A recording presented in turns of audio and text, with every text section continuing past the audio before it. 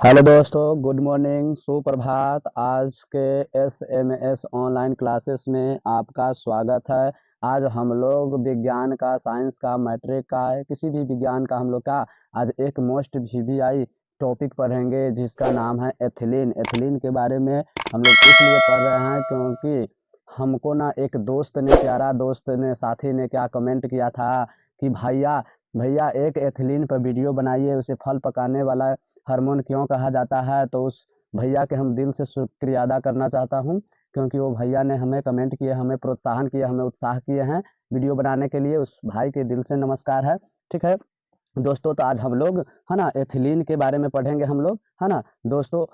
दोस्तों आप आज पढ़ाई कीजिए अच्छा से क्योंकि 10th बोर्ड मैट्रिक आपका नज़दीक है। 12th वाले भाई लोग आप भी पढ़ाई कीजिए क्योंकि आपका तो बहुत बहुत बहुत कम समय है। क्योंकि अगर रिजल्ट आपका अच्छा आ गया तो आपका पहचान बनेगा। क्योंकि हम पिछले वीडियो में आपको बताए थे, तेरे जीवन में अगर पढ़ाई का घोल होगा, दोस्तों तेरे जीवन में अगर पढ़ाई का घोल होगा तभी तेरे इस जीवन का कोई मोल होगा। दोस्तों तेरे जीवन में अगर पढ़ाई का घोल होगा तभी ही तेरे इस जीवन का कोई घोल होगा। तो दोस्तों आज आप अपने माता पिता के सपना कीजिए और अपने जीवन में कोई घोल बनाइए, कोई घोल बनाइए ताकि आप क्या कर सके, अच्छा से कोई काम कर सके, कोई अच्छा जॉब कर सके। ठीक है दोस्तों, तो चलिए हम लोग इस टॉपिक को आज पढ़ेंगे। उससे पहले एक उत्साह वाली मोटिवेट हो जाए, है ना। चलिए दोस्तों, तेरी हिम्मत तेरी लड़ाई से जानी जाएगी। दोस्तों तेरी हिम्मत तेरी लड़ाई से जानी जाएगी, है ना, जाएगी।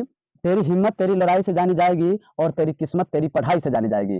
दोस्तों तेरी हिम्मत लड़ाई से जानी जाएगी और तेरी किस्मत पढ़ाई से जानी जाएगी। इसीलिए दोस्तों अगर किस्मत जानना है तो अच्छा से पढ़िए, अच्छा से लिखिए ताकि आपका रिजल्ट अच्छा आए, है ना दोस्तों जी। क्योंकि आपका एग्जाम बहुत नजदीक है। क्योंकि इतना दिन से पीछे हम लोग क्या बहुत घूमे, है ना, भुलाए भटके, लेकिन यही कुछ दिन है ना। अंत भला तो सब भला। तो अंत आप अपने आप को भला करने के सोचिए ताकि आपके मम्मी पापा खुश हो सके, है ना।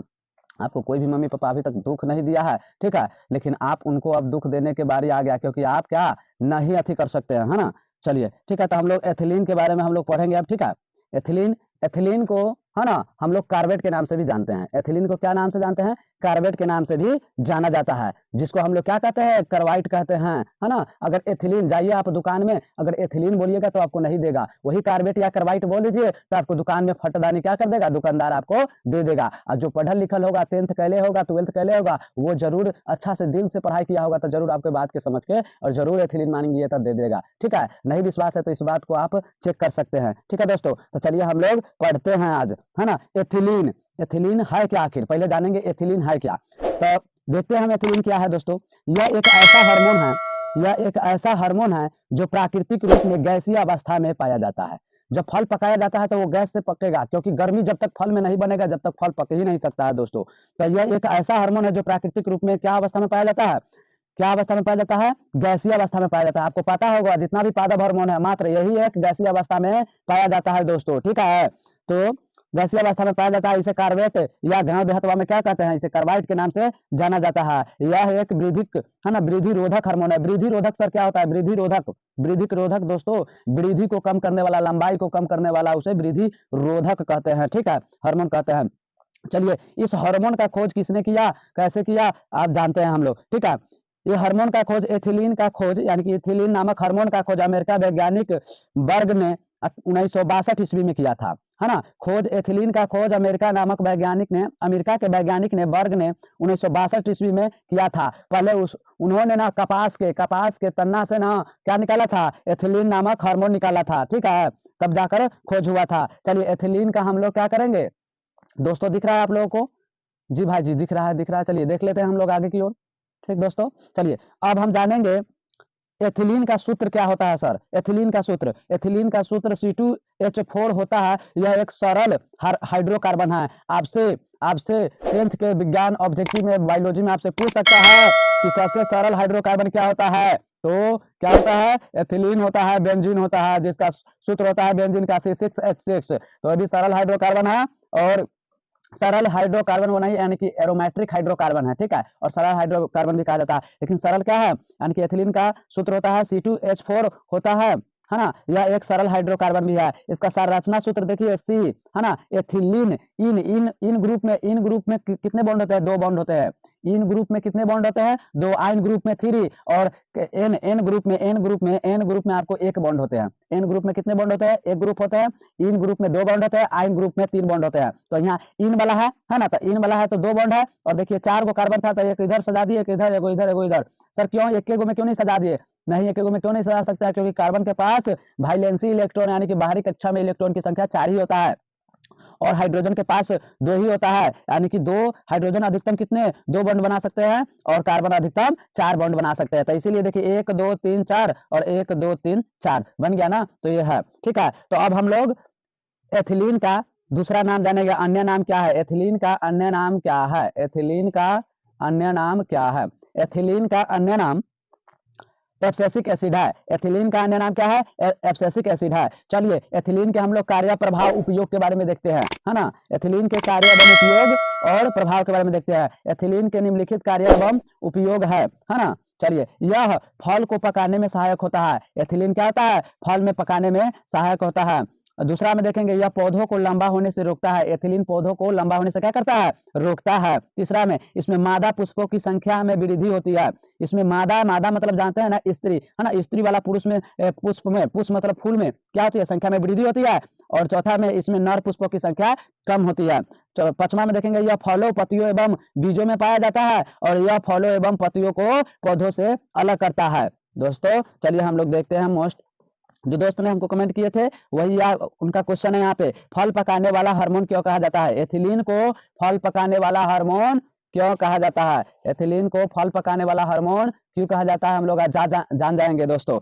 एथिलीन को फल पकाने वाला हार्मोन क्यों कहा जाता है दोस्तों? देखेंगे, इसे फल पकाने वाला हार्मोन इसलिए कहा जाता है क्योंकि फलों के पकते समय इसकी सांद्रता बढ़ जाती है। क्या बढ़ जाती है? सांद्रता बढ़ जाती है, जिसके कारण है ना गर्मी बन जाता है। गर्मी है ना, गर्म से क्या होता है? फल पककर टूट जाता है, जिसे हम लोग क्या फल पकाने वाला हार्मोन के नाम से जाना जाता है। ठीक है दोस्तों, तो एक बार और हम लोग देख लेते हैं प्यार से।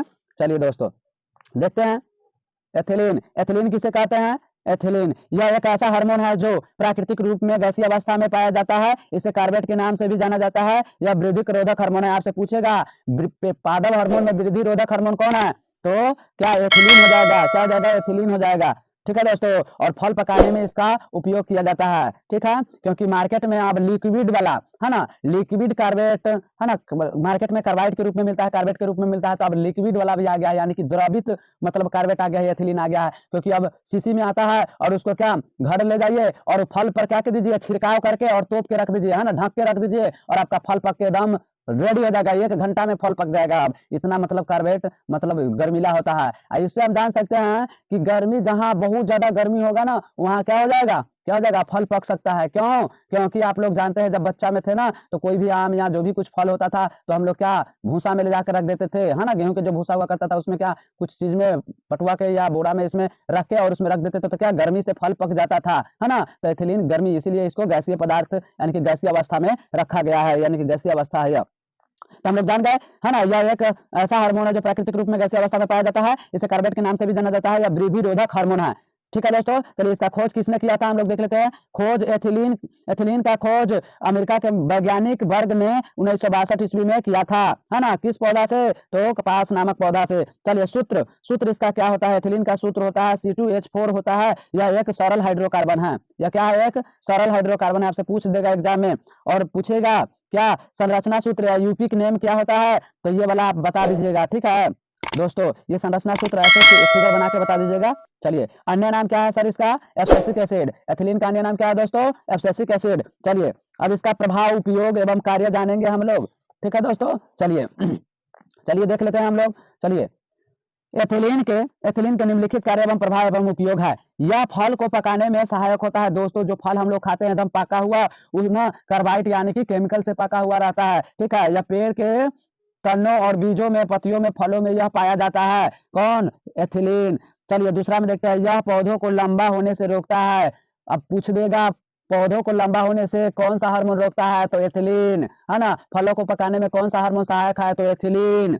चलिए कार्बेट, दूसरा नाम कार्बेट, अन्य नाम एब्सिसिक एसिड। अब तीसरा में देखते हैं, है ना। एथिलीन में जो पौधा होता है, पादप होता है, उसमें मादा की पुष्प की संख्या अधिक होती है और चौथा में नर पुष्पों की संख्या क्या होती है? कम होती है। और पांचवा में यह फल पत्तियों एवं बीजों में पाया जाता है। एथिलीन कहाँ कहाँ पाया जाता है? फलों में, पत्तियों में, बीजों में पाया जाता है। और आपका छठा हो जाएगा, यह फलों एवं पत्तियों को क्या करता है? पौधों से अलग करने का काम करता है। ठीक है, हाँ, क्योंकि ज्यादा पत्ता वाला हो जाएगा, ज्यादा फल वाला होगा तो पेड़ क्या हो जाएगा? टूट जाएगा, जिसके कारण क्या होता है? यह फलों एवं पत्तियों को पेड़ से क्या करता है? अलग करने का कार्य करता है। तब तो जाकर नया पत्ती बनाएगा, नया फूल बनाएगा, तब फिर जाकर फल लगेगा, तब फिर एथिलीन की सहायता से फल पकेगा। दोस्तों, फल पकाने वाला हार्मोन क्यों कहा जाता है?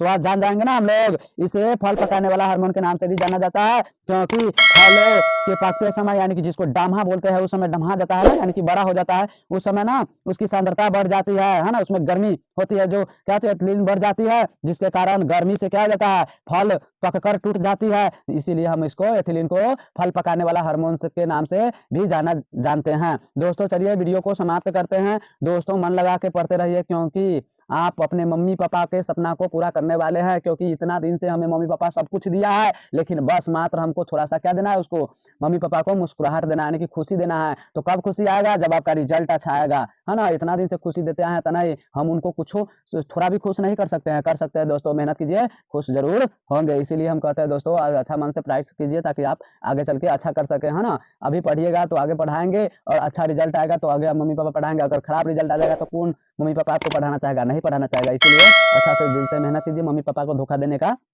कार्य मत कीजिए। दोस्तों, चलिए यहाँ इतना ही तक। अगर कोई भी प्रश्न आपको नहीं समझ में आए, उस पर कमेंट कीजिए, हम वीडियो अपलोड जरूर करेंगे आप लोगों के लिए। जब तक एग्जाम ना हो जाएगा, जब तक हम सहाय रहेंगे। ठीक है दोस्तों, साथ रहेंगे। चलिए, थैंक्स।